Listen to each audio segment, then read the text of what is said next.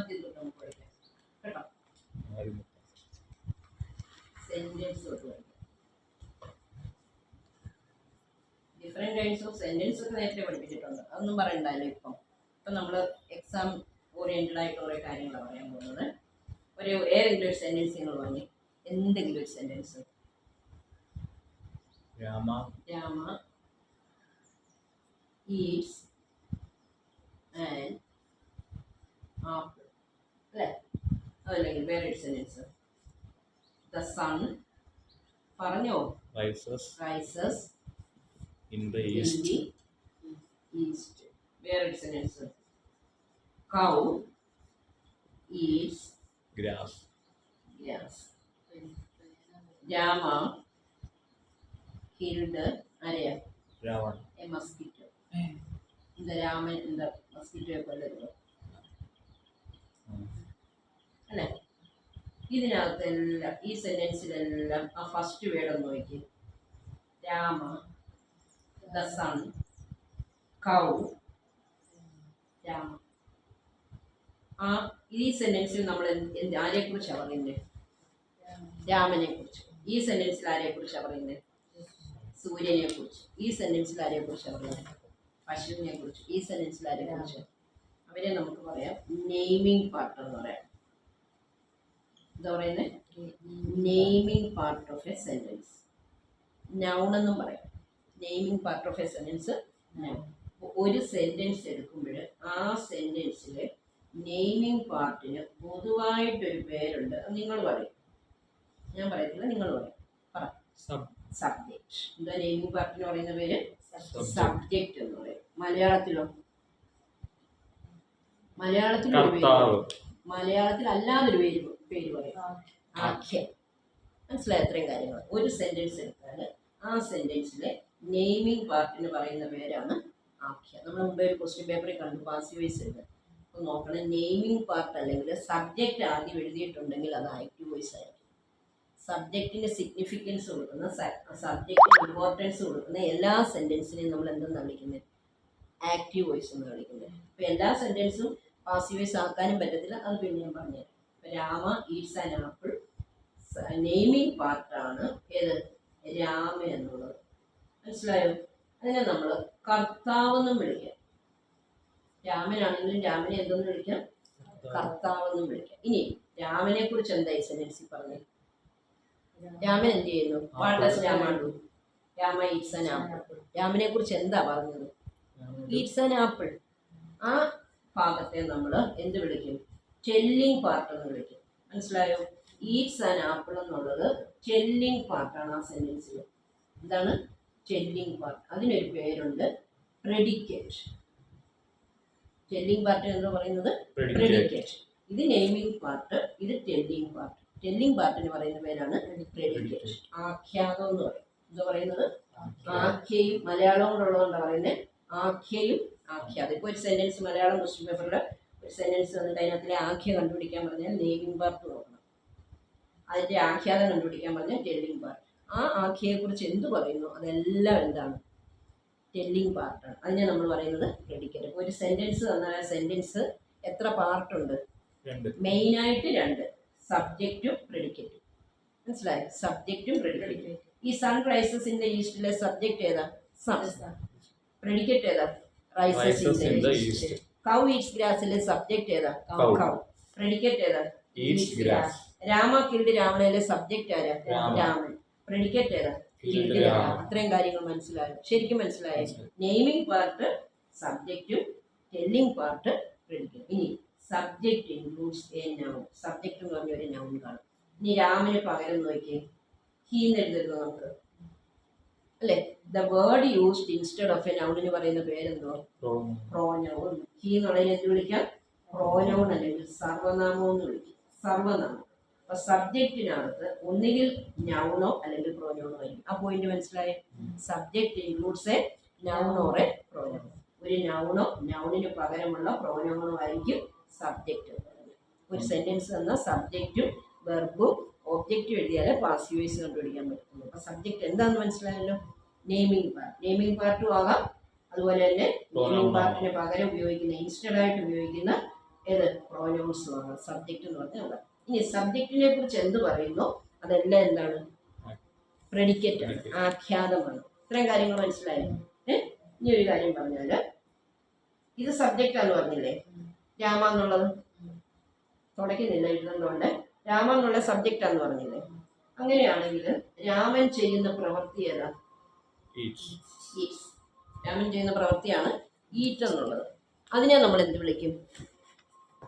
രാമൻ ചെയ്യുന്ന പ്രവൃത്തിയെ നമ്മൾ എന്ത് വിളിക്കും? പറ.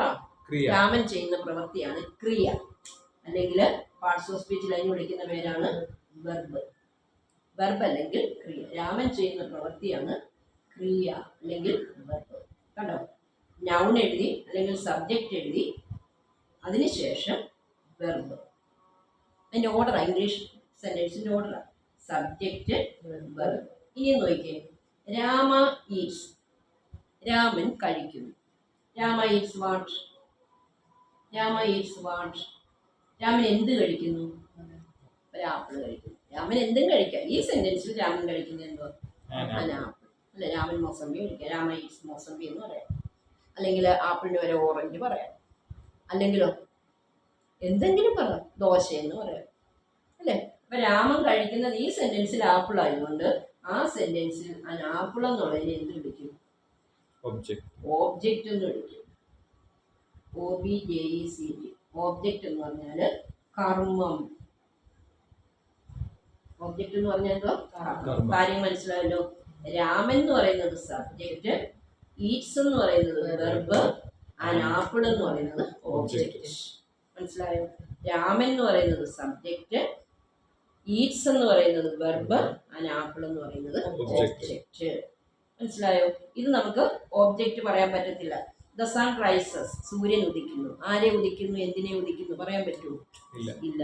അത് ഓബ്ജക്റ്റ് ഇല്ലാത്ത വെർബാണ്. ഇനി ഓബ്ജക്റ്റ് ഉള്ള വെർബാണെങ്കിൽ ആ വെർബിന് ഒരു പേര് പറയും, ട്രാൻസിറ്റീവ് വെർബ് എന്ന് പറയും. ഓബ്ജക്റ്റ് ഉണ്ടെങ്കിൽ ആ വെർബിന് പറയുന്ന പേരാണ് എന്താ? Transitive verb. സകർമ്മക ക്രിയ എന്ന് പറയും. ഇത് എന്താണ്? ഈറ്റ്സ് എന്ന് പറയുന്നത് സകർമ്മക ക്രിയയാണോ അകർമ്മക ക്രിയയാണോ? സകർമ്മക ക്രിയ, ട്രാൻസിറ്റീവ് വെർബ്. ഇനി the sun rises what or whom എന്ന് ചോദിക്കുന്നു. അതിന് ആൻസർ ഉണ്ടോ?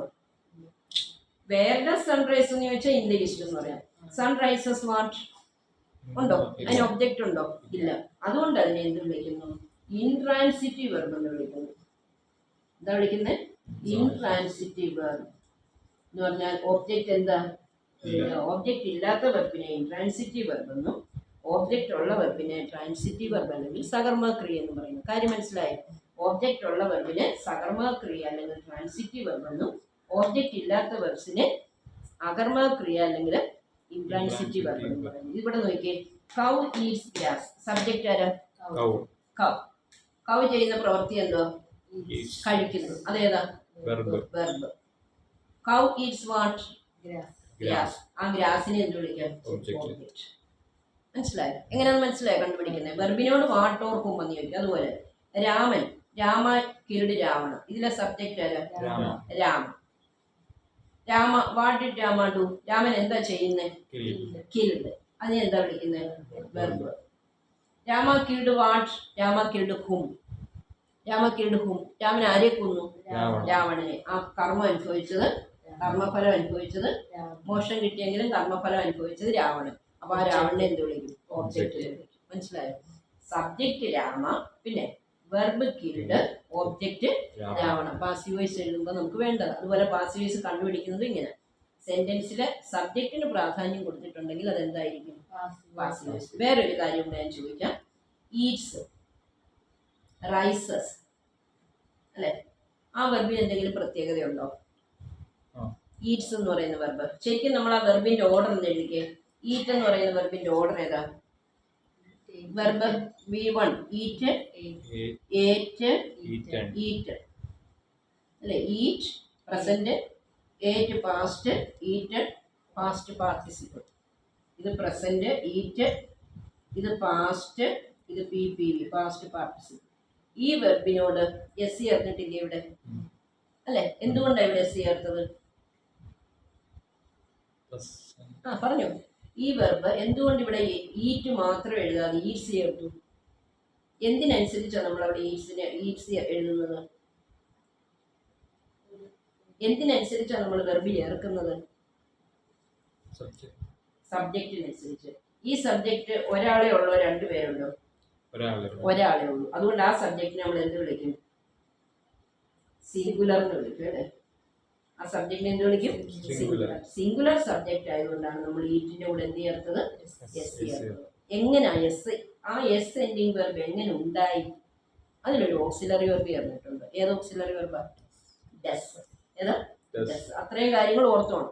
എന്തൊക്കെയാണോ നമ്മൾ പറയുന്നത് എല്ലാം ഓർത്തോണം. ഡസിന്റെ കൂടെ ഈറ്റ് ചേർന്നപ്പോഴാണ് ഈറ്റ്സ് വന്നത്. പ്രസന്റ് ടെൻസ് ആണ്. ടെൻസ് പഠിപ്പിക്കുമ്പോൾ ഒന്നുകൂടെ പറയാം, പഠിപ്പിച്ചത് എന്നാലും ഒന്നുകൂടെ പറയാം. രാമ എന്ന് പറയുന്ന സിംഗുലർ സബ്ജക്റ്റ് ആയതുകൊണ്ട് ഈറ്റ് എന്ന് പറയുന്ന ഇവിടെ കിടക്കുന്ന ഈ ഈറ്റ് എന്ന് പറയുന്ന വെർബിനോട് നമ്മൾ എന്ത് ചേർക്കുന്നു? ഡസ് ചേർക്കുന്നു. അപ്പോൾ ആ വെർബും എന്താവും? സിംഗുലറും ആവും. സിംഗുലർ സബ്ജക്റ്റിന്റെ കൂടെ അല്ലേ സിംഗുലർ വെർബ് ചേർക്കുന്നത്?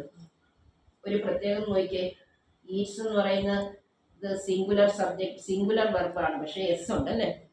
അല്ലേ? പെന്നാണെങ്കിൽ പെന്നിനെ എങ്ങനെയാ പ്ലൂറലാക്കുന്നത്?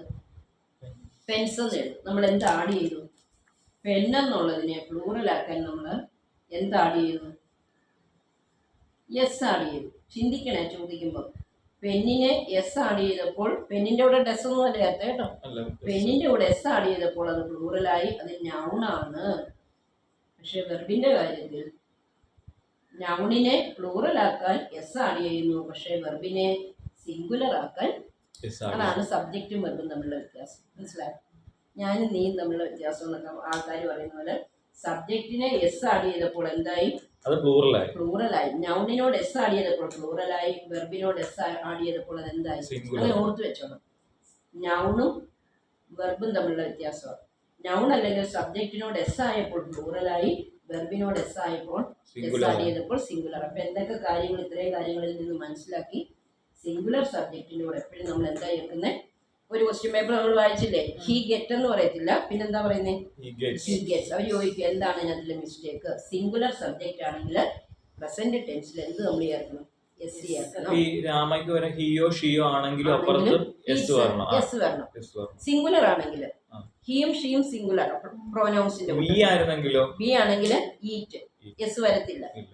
സിംഗുലർ ആണെങ്കിൽ എസ് വരും. അത്രയും കാര്യങ്ങൾ മനസ്സിലായല്ലോ. രാമ എന്നുള്ളത് സബ്ജക്റ്റ്, ഈറ്റ്സ് എന്നുള്ളത് വെർബ്, ആൻ ആപ്പിൾ എന്നുള്ളത് ഒബ്ജക്റ്റ്. പിന്നെ ഓരോ സെന്റ് എനിക്ക് എഴുതെടുക്കാൻ വേണ്ടി എങ്ങനെ തന്നത്?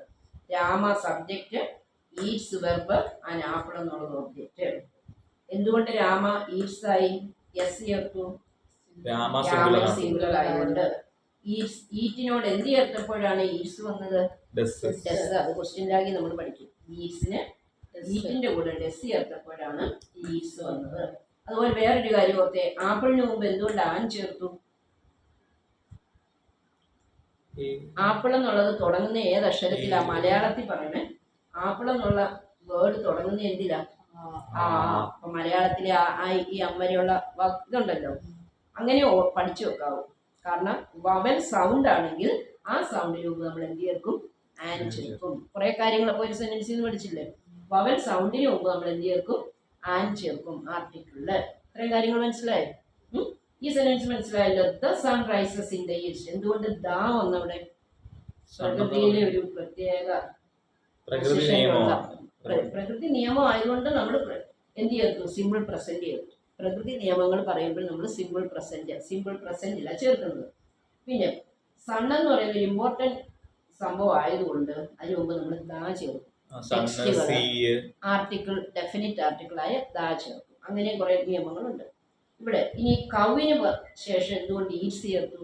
കൗ സിംഗുലർ ആയതുകൊണ്ട് ഈറ്റിന്റെ കൂടെ എസ് ചേർത്തു. ഇനി ഈറ്റ്സ് ഒന്ന് സ്പ്ലിറ്റ് ചെയ്തേ. ഡസ് ഈറ്റ് എന്ന് പറഞ്ഞു പഠിക്കണം. അങ്ങനെയാണെങ്കിൽ ഈറ്റ്സിന്റെ നെഗറ്റീവ് എന്തോ ആയിരിക്കും? നോട്ട് ചേർക്കണം ഇടയ്ക്ക് ഓക്സിലറി വെർബിന് ശേഷം. ഈറ്റ്സ് സ്പ്ലിറ്റ് ചെയ്യുന്ന ഡസ് ഈറ്റ്. ഈറ്റ്സിന്റെ നെഗറ്റീവ് എന്തോ? Does not eat. മനസ്സിലായോ? ഇത്രയും കാര്യങ്ങൾ പഠിച്ചില്ലേ? റൈസസിന്റെ നെഗറ്റീവ് എന്തോ? Does not rise. ഇനി രാമ കിൽഡ്. കിൽഡ് എന്ന് പറയുന്നത് പാസ്റ്റ് ടെൻസ്. കിൽഡ് പാസ്റ്റ് ടെൻസിൽ ചെയ്യുന്ന ഓക്സിലറി വെർബ് ഏതാ? പ്രിപ്പോസിഷൻ വേണ്ടെങ്കിൽ പറഞ്ഞു. Did did. പാസ്റ്റ് ടെൻസ് ചെയ്യുന്ന ഓക്സിലറി വെർബ് ഡിഡ്. എപ്പോഴും ഓർത്തോണം. കിൽഡ് എങ്ങനെയാ സ്പ്ലിറ്റ് ചെയ്യുന്നത്? Did kill. മനസ്സിലായോ? കിൽഡ് എങ്ങനെയാ സ്പ്ലിറ്റ് ചെയ്യുന്നത്? Did kill. അതിന്റെ നെഗറ്റീവ് എന്തോ? Did not kill. അല്ലെങ്കിൽ ഡിഡിന്റും പറയാം, ഡിഡ് നോട്ട്. ആ ഓപ്ഷനെ നോക്കണം.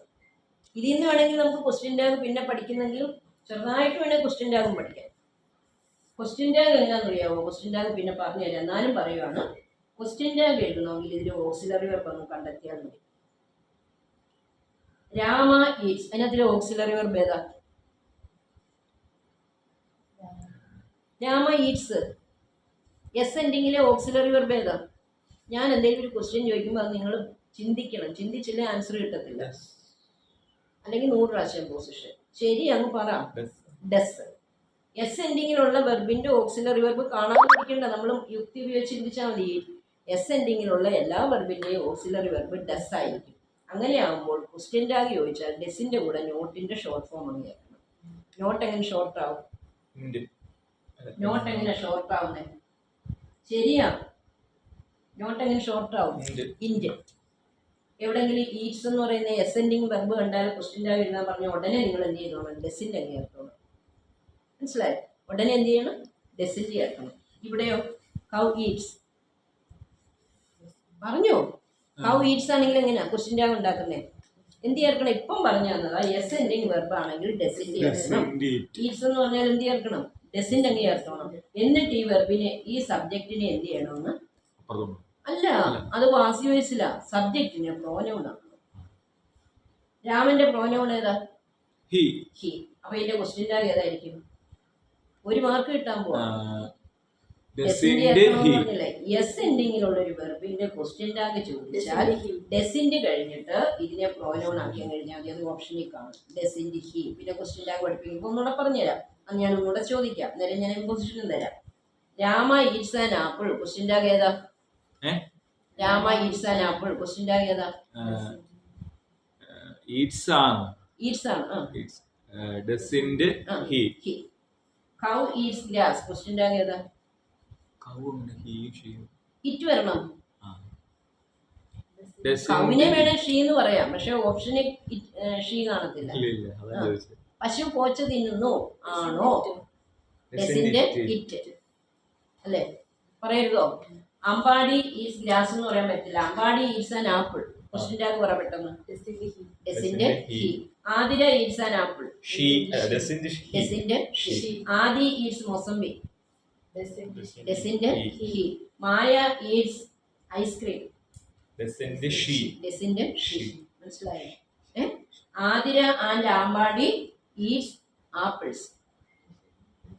ഡെസിന്റെ ദേ. അങ്ങനെ ഓർത്തോണം. ഡെസിന്റെ ദേയോ അല്ല, പറയത്തില്ല. അത് ഓർത്തോണം. അമ്പാടിയും അമ്പാടിയുടെ കൂടെ വേറെ ഒരാളൂടെ ഉണ്ടെങ്കിൽ, അതായത് ഒരാളുടെ കൂടെ വേറെ ഒരാളുണ്ടെങ്കിൽ അത് പ്ലൂറലാണ്. ഈറ്റ്സ് പറയത്തില്ല, ഈറ്റേ പറയത്തുള്ളൂ. അപ്പൊ ഡോണ്ട് ദേ. കൂടുതൽ ആൾക്കാരുണ്ടെങ്കിൽ അത് വരും. കൂടുതൽ ആൾക്കാരുണ്ടെങ്കിൽ പ്രോനൗൺ ആയിട്ട് ദേ ചേർക്കണം. അത്രയും കാര്യങ്ങൾ മനസ്സിലായല്ലോ. ഓക്കെ, അങ്ങ് എഴുതിയെടുത്തോണേ.